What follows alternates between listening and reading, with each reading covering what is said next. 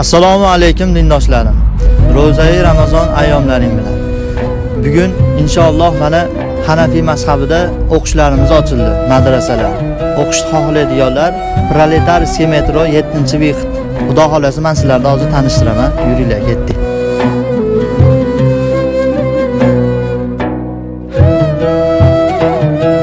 Ichkariga ham kirib oldik. Xudo xolasa iftorlikka harakat bo'lyapti, mana akalarimiz qilishyapti.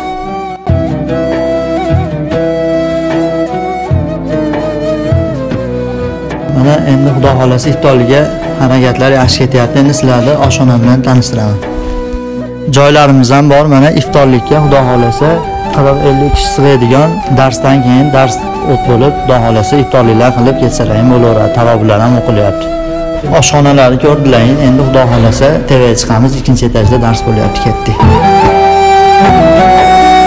Xudoga shu tepaga chiqib oldik. Mana darslarimiz Imom Azam mazhabida bo'ladi. Kurslarimiz 3ga bo'lingan: ayollarga, erkaklarga va 5 yoshdan katta bolalar uchun. Endi sizlarni hozir xonalarimiz bilan tanishtirib o'tamiz.